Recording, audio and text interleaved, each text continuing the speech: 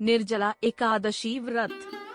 ये व्रत सभी एकादशी में सबसे प्रभावशाली माना जाता है, लेकिन इस व्रत की पूजा में एक काम जरूर करें, नहीं तो व्रत अधूरा रह जाता है।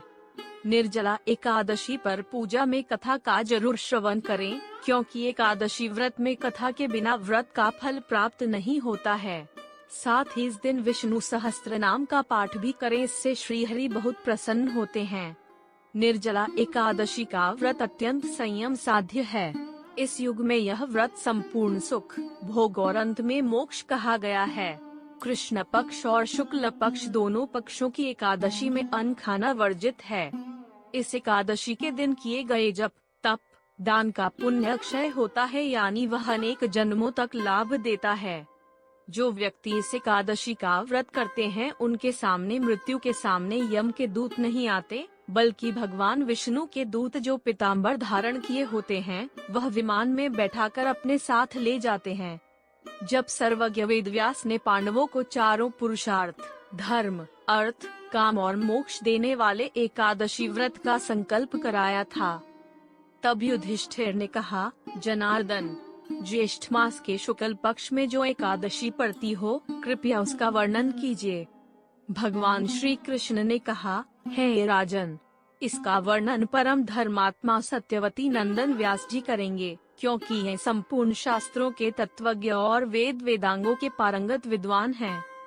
तब वेद व्यास जी कहने लगे, कृष्ण पक्ष और शुक्ल पक्ष दोनों पक्षों की एकादशी में अन्न खाना वर्जित है। द्वादशी के दिन स्नान करके पवित्र हो और फूलों से भगवान केशव की पूजा करे। फिर नित्य कर्म समाप्त होने के पश्चात पहले ब्राह्मणों को भोजन देकर अंत में स्वयं भोजन करे। यह सुनकर भीमसेन बोले, परम बुद्धिमान पितामह, मेरी उत्तम बात सुनिए। राजा युधिष्ठिर, माता कुंती, द्रौपदी, अर्जुन, नकुल और सहदेव ये एकादशी को कभी भोजन नहीं करते तथा मुझसे भी हमेशा यही कहते हैं कि भीमसेन एकादशी को तुम भी न खाया करो, परंतु मैं उन लोगों से यही कहता हूँ कि मुझसे भूख नहीं सही जाएगी। भीमसेन की बात सुनकर व्यास जी ने कहा, यदि तुम नरक को दूषित समझते हो और तुम्हें स्वर्गलोक की प्राप्ति अभीष्ट है, और तो दोनों पक्षों की एकादशियों के दिन भोजन नहीं करना चाहिए। भीमसेन बोले, महाबुद्धिमान पितामह, मैं आपके सामने सच कहता हूँ, मुझसे एक बार भोजन करके भी व्रत नहीं किया जा सकता, तो फिर उपवास करके मैं कैसे रह सकता हूँ। मेरे उदर में वृक नामक अग्नि सदा प्रज्वलित रहती है, जब मैं बहुत अधिक खाता हूँ तभी यह शांत होती है। इसलिए महामुनि, मैं पूरे वर्ष भर में केवल एक ही उपवास कर सकता हूँ, जिससे स्वर्ग की प्राप्ति सुलभ हो तथा जिसके करने से मैं कल्याण का भागी हो सकूं। ऐसा कोई एक व्रत निश्चय करके बताइए, मैं उसका यथोचित रूप से पालन करूंगा। व्यास जी ने कहा, भीम, ज्येष्ठ मास में सूर्य वृष राशि पर हो या मिथुन राशि पर, शुक्ल पक्ष में जो एकादशी हो, उसका यत्न पूर्वक निर्जल व्रत करो। केवल कुल्ला आचमन करने के लिए मुख में जल डाल सकते हो, उसको छोड़कर किसी प्रकार का जल विद्वान पुरुष मुख में न डाले, अन्यथा व्रत भंग हो जाता है।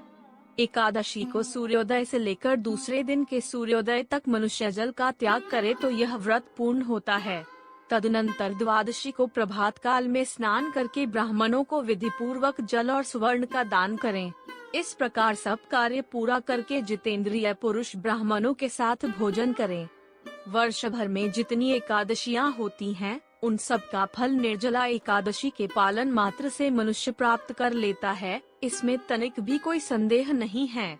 शंख, चक्र और गदा धारण करने वाले भगवान केशव ने मुझसे कहा था कि यदि मानव सबको छोड़कर एकमात्र मेरी शरण में आ जाए और एकादशी को निराहार रहे तो वह सब पापों से छूट जाता है।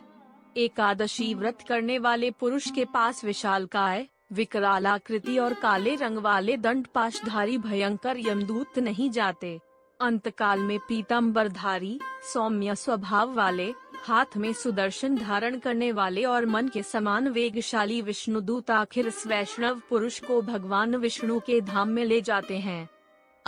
निर्जला एकादशी को पूर्ण यत्न करके उपवास और श्रीहरि का पूजन करो।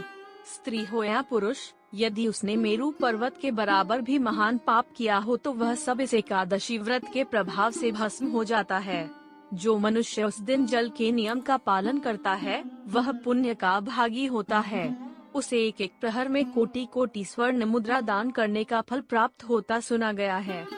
मनुष्य निर्जला एकादशी के दिन स्नान, दान, जप, होम आदि जो कुछ भी करता है वह सब अक्षय होता है। यह भगवान श्री कृष्ण का कथन है।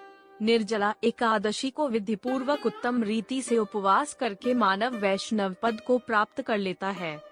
जो मनुष्य एकादशी के दिन अन्न खाता है वह पाप का भोजन करता है। इस लोक में वह चांडाल के समान है और मरने पर दुर्गति को प्राप्त होता है। जो ज्येष्ठ के शुक्ल पक्ष में एकादशी को उपवास करके दान करेंगे वे परम पद को प्राप्त होंगे। जिन्होंने एकादशी को उपवास किया है वे ब्रह्म हत्यारे, शराबी, चोर तथा गुरुद्रोही होने पर भी सब पातकों से मुक्त हो जाते हैं। कुंती नंदन, निर्जला एकादशी के दिन श्रद्धालु स्त्री पुरुषों के लिए जो विशेष दान और कर्तव्य विहित हैं, उन्हें सुनो। उस दिन जल में शयन करने वाले भगवान विष्णु का पूजन और जलमयी धेनु का दान करना चाहिए अथवा प्रत्यक्ष धेनु या घृतमयी धेनु का दान उचित है।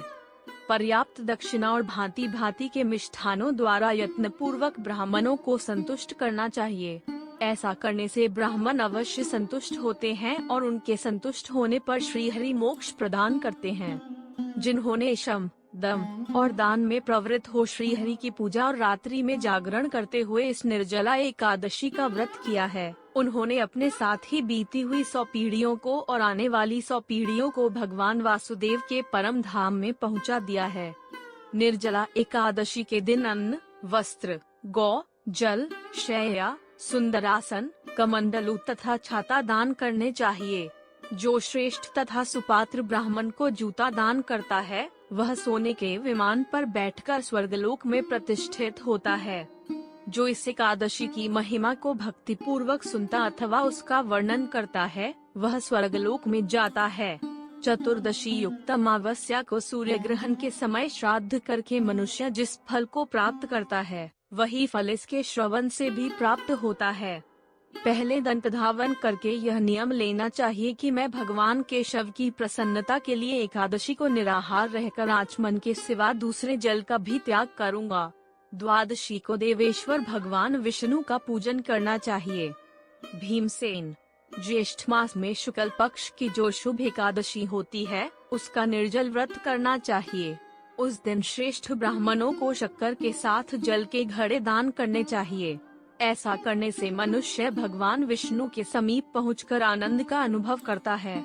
तत्पश्चात द्वादशी को ब्राह्मण भोजन कराने के बाद स्वयं भोजन करे। जो इस प्रकार पूर्ण रूप से पापनाशिनी एकादशी का व्रत करता है वह सब पापों से मुक्त हो आनंदमय पद को प्राप्त होता है। यह सुनकर भीमसेन ने भी इस शुभ एकादशी का व्रत आरंभ कर दिया। तब से यह लोक में पांडव द्वादशी के नाम से विख्यात हुई। ज्येष्ठ शुक्ल पक्ष एकादशी के ही दिन भगवान श्री कृष्ण ने देवी रुक्मणी का हरण किया था, अतः यह एकादशी रुक्मणी हरण एकादशी के नाम से भी जानी जाती है।